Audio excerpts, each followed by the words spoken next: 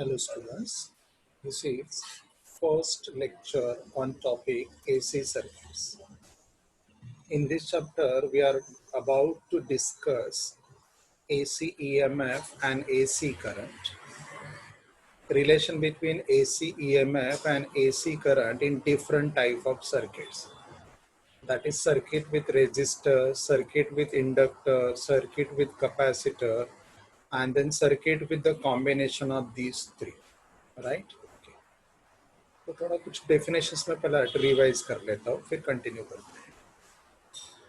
What do you mean by electromagnetic induction, induced EMF and induced current?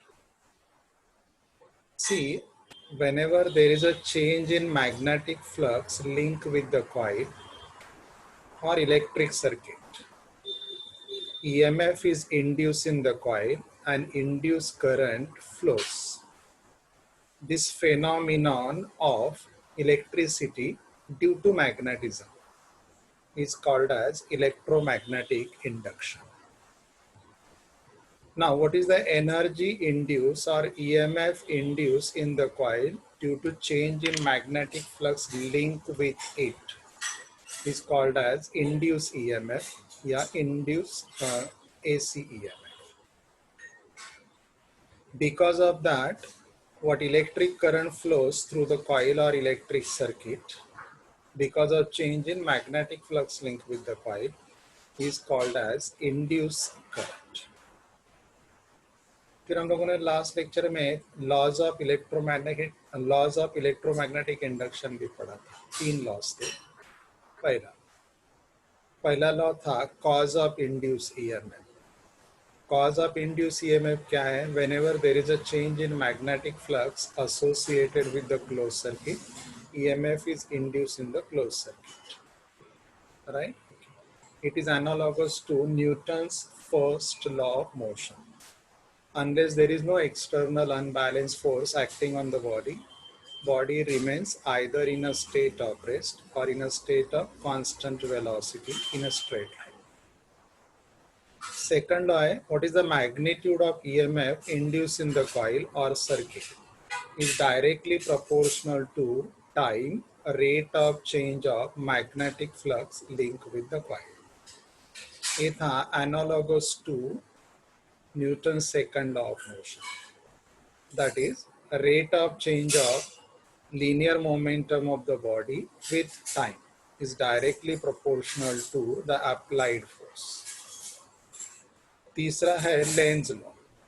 Lenz law indicate करता है कि ये जो EMF इंड्यूस होता है, the direction of induced EMF is such that it opposes the cause responsible for its production.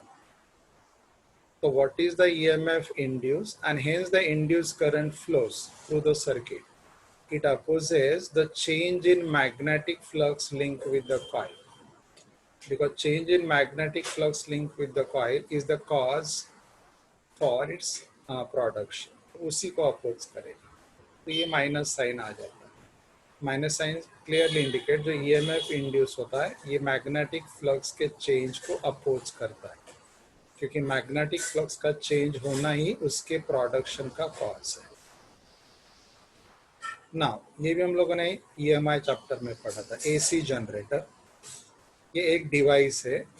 This device converts mechanical energy into electrical energy. इस device में क्या करते हैं, एक रेक्टेंगुलर कॉइल जो रहेगा, this rectangular coil is allowed to perform rotational motion in uniform magnetic field. So there, what is a sinusoidal या alternating EMF induce, जिसका मैग्नीट्यूड पीरियोडिकली बदलता है और डायरेक्शन रिवर्स होता है after every half cycle, is called as what? Induced EMF. And because of that, what current flows is called as induced current या AC current. Okay, this is what we already studied in chapter electromagnetic induction. Okay.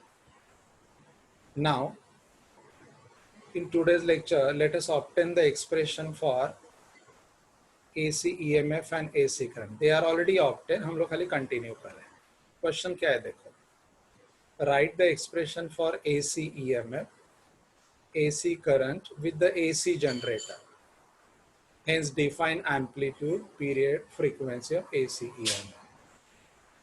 See, this expression was already obtained. E is equal to E0 sin omega t. ये equation कब मिलता है?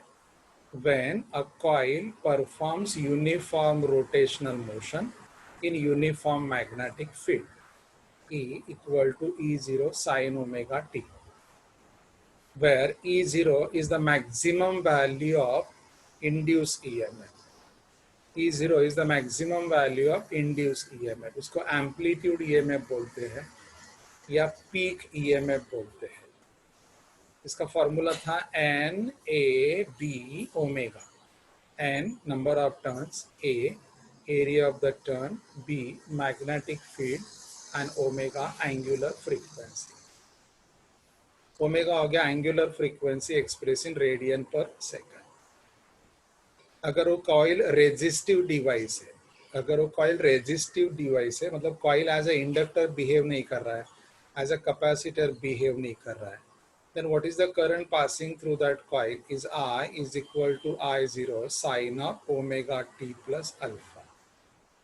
ये alpha का value 0 रहेगा अगर coil का हम लोग रेजिस्टिव बिहेवियर कंसीडर करते हैं. तो अगर कॉइल की जगह कैपेसिटर रहेगा या इंडक्टर रहेगा तो अल्फा का वैल्यू नॉन जीरो आएगा और ये वैल्यू -π/2 टू +π/2 वेरी होता है. कैसे? With the topics ahead you will come to. अभी ये दो एक्सप्रेशन हम लोग ग्राफिकली रिप्रेजेंट कर सकते हैं. जैसे हम लोग ने EMI चैप्टर में सिनुसाइडल EMF ग्राफिकली रिप्रेजेंट किया था. एक टेबल बनाया था और टेबल से ये साइन वेव फॉर्म हम लोगों ने ड्रॉ किया. या सेम टाइप के ग्राफ अपने चैप्टर ऑसिलेशंस में भी पढ़े. Graphical representation for displacement x is equal to a sin omega t, velocity a omega cos omega t, and acceleration minus a omega square sin omega. वैसे graph हम लोग draw कर सकते हैं. तो देखो जीरो टाइम में ये वैल्यू 0 रहेगा, t/4 के बाद मैक्सिमम हो जाएगा, t/2 के बाद 0 हो जाएगा, t/4 के बाद अपोजिट मैक्सिमम होएगा एंड कंप्लीट रोटेशन के बाद जैसे थे हो जाएगा. So this is the value of AC EMF. This is the value of AC current. This value changes with the time. X axis से टाइम ग्राफ है या फेज ग्राफ है. तो ये वैल्यू ऑफ AC EMF ये time के साथ बदलता है इन टर्म्स ऑफ मैग्नीट्यूड. ये मैग्नीट्यूड जो है इसका पीरियोडिक वेरिएशन है and after every half cycle उसका डायरेक्शन भी बदलता है. So such a EMF is called alternating EMF or AC EMF. So it is harmonic in nature. So it is represented by sine trigonometric ratio or cos trigonometric ratio, where sine and cos trigonometric ratio should change with the time. This is all about. ये हम लोगों ने already discuss किया. Amplitude, period. It is the time taken by one rotation. उसका reciprocal लोगे तो frequency. Okay. Now let us obtain the expression for average value or mean value of AC EMF या AC current after over half cycle. Over half cycle मतलब only either crest or trough. Only either crest or trough एक ही वैल्यू. Crest or followed by अगर trough लेंगे, crest followed by अगर trough लेंगे तो ये कंप्लीट वैल्यू है, ये कंप्लीट साइकिल है. तो कंप्लीट साइकिल में average value of AC current और AC वोल्टेज हमेशा 0 हो जाता है. क्योंकि यहाँ देखो, these all are the values positive and these all are the values negative. तो ओवरऑल एवरेज वैल्यू कितना हो जाएगा? 0. The average value of AC EMF या AC current over a complete cycle जैसे थे हो जाता है, यानी 0 हो जाता है. Because how many instantaneous values are available in positive half cycle? All the values with negative sign are available in negative half cycle.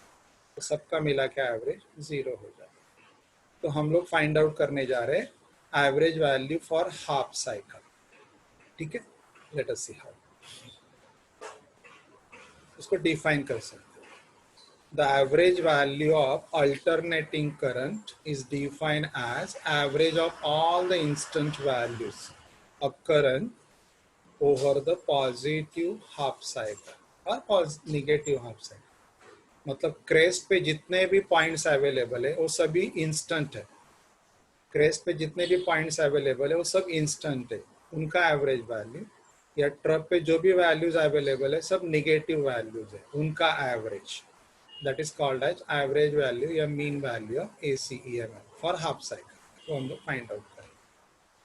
ठीक है, ये उसका और एक डेफिनेशन है. देखो, the average value of alternating current यानी AC current is defined as steady current यानी DC current which will send the same amount of charge in the circuit in same half cycle as sent by given alternating current in that same time. मतलब alternating current जो है, alternating current का average value किसे बोला जाएगा? It is the steady value of current. When steady value of current is passed through the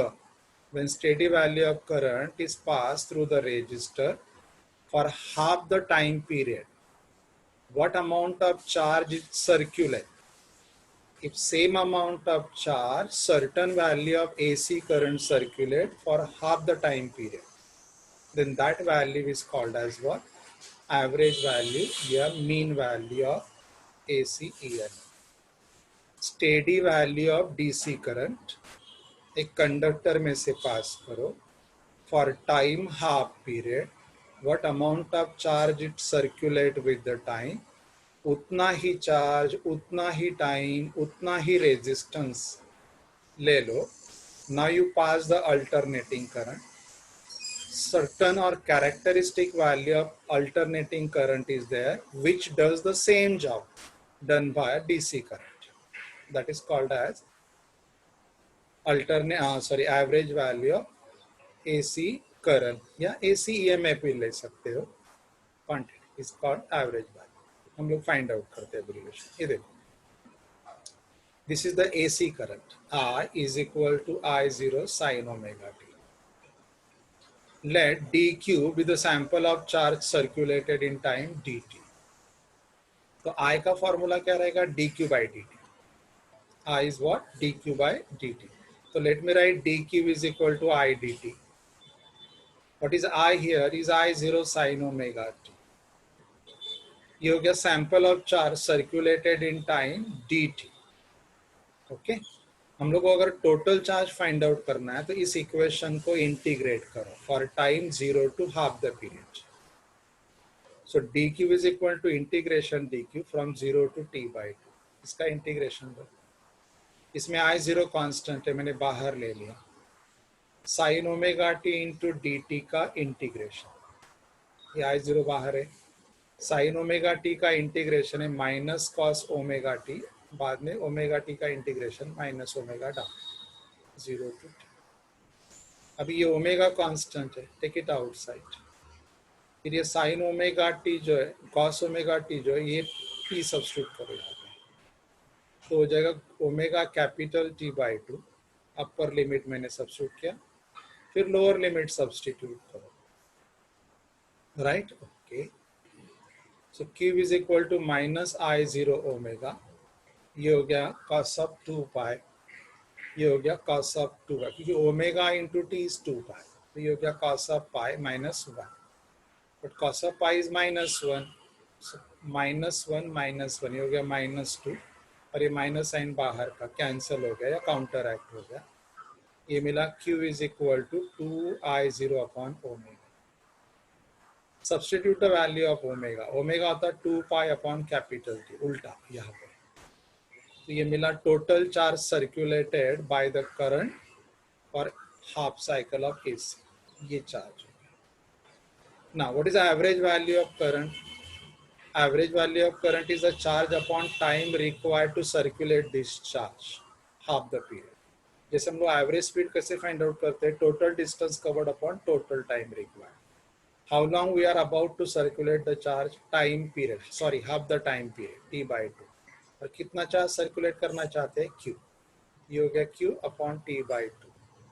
q को substitute करो, I0 t/पाई, I0 t/पाई, ये t/2 उल्टा लिखा. ठीक है, ये t कैंसल हो गया. तो ये मिला आपको I एवरेज का value 2I0 upon pi, 2I0 upon pi, ये वैल्यू मिला एवरेज का. Pi is what 3.14. इसका रेसिप्रोकल लोगे तो 0.3185 है. प्रोडक्ट ले लोगे 637 आएगा, 0.637 आएगा. Is it clear? This is the average value of AC EMF for half cycle. यानी 63.7% off peak value, 63.7% of peak value is the average value of AC current for half cycle of AC EMF. तो either positive half cycle हो या negative half cycle. ठीक है, ये हो जाएगा average value.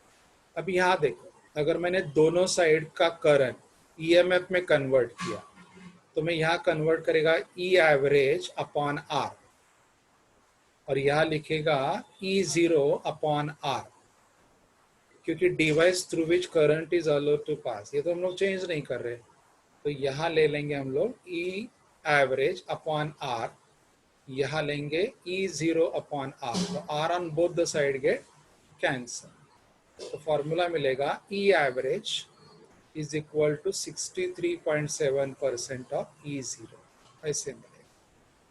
Right, लेकिन सिलेबस में ये एक्सप्रेशन अलग से दिया है, तो ये मैं अलग से दिया है. यहाँ पे देखो सेम एक्सप्रेशन, यहाँ से भी कंटिन्यू कर सकते थे. इसको E0 अपॉन R कर लेते, E एवरेज अपॉन R करते, इसको E0 अपॉन R करते, R तो कैंसिल हो जाता, तो आपको आ जाता है E average equal to 63.7% of E0. तो सेम कंटेंट, सेम कंटेंट, खाली ओम्स लॉ से आपको I को E में कन्वर्ट करना है. तो ये देखो मैंने अलग से ही क्वेश्चन दिया है डिराइव करके, क्योंकि बुक में अलग से इसलिए. ये देखो पूरा सेम कंटेंट, देखो E is equal to dq/dt, खाली यहाँ पे I इज इक्वल टू था गए क्वेश्चन में. ये EMF के लिए एवरेज वैल्यू या mean value of AC EMF, कुछ फर्क नहीं.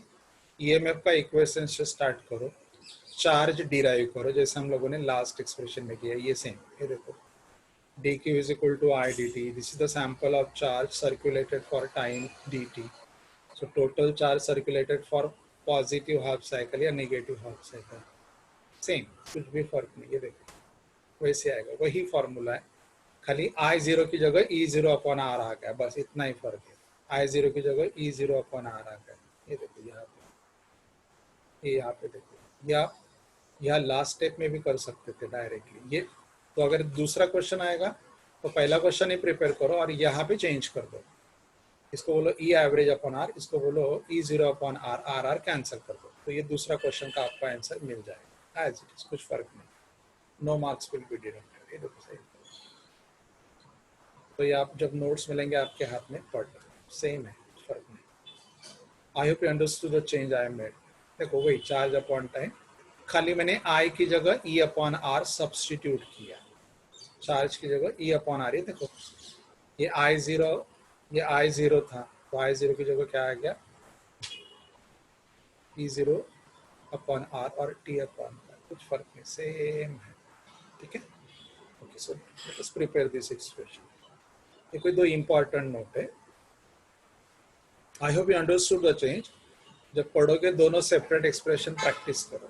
लेकिन मैंने आपको बोला पहला वाला जो क्वेश्चन है उसमें जो लास्ट स्टेप आया था यहाँ पे I average is equal to 63.7% of I0 आया था ना, तो I एवरेज को रिप्लेस करना था आपको E एवरेज अपॉन R से, और I0 को रिप्लेस करना था E0 अपॉन R से, और R कैंसिल कर दो, ये आ जाएगा. तो ऊपर का एक्सप्रेशन में दो स्टेप ऐड करो, सेकंड पूरा एक्सप्रेशन वापस रिपीट हो जाता है. ठीक है, तो आप दोनों सेपरेट करो या एक ही में दोनों प्रिपेयर करो, कोई प्रॉब्लम नहीं. ये कुछ हिंट है. Average value of AC signal over a complete half cycle, क्योंकि कंप्लीट हाफ साइकिल में क्या रहेगा, क्रेस्ट और ट्रफ दोनों आते हैं। तो क्रेस्ट के all values are positive, trough के all the values are same but negative, तो एडिशन 0 हो जाए। Average value of AC signal over a time period T/4 to 3T/4, ये 0 रहता है। T/4 to 3T/4, देखो यहां से ध्यान रहे, यहां से यहां तक, ये T/4 का इंस्टेंट है। तो यहाँ से यहाँ तक ये भी 0 रहता है, क्योंकि ये क्वार्टर साइकिल है, लेकिन पॉजिटिव क्वार्टर साइकिल है और ये निगेटिव क्वार्टर साइकिल है। तो इसका भी एवरेज क्या हो जाएगा, 0 एवरेज वैल्यू। ठीक है। Now next time will continue the discussion to find out root mean square value, RMS value of AC EMF and AC current. Thank you.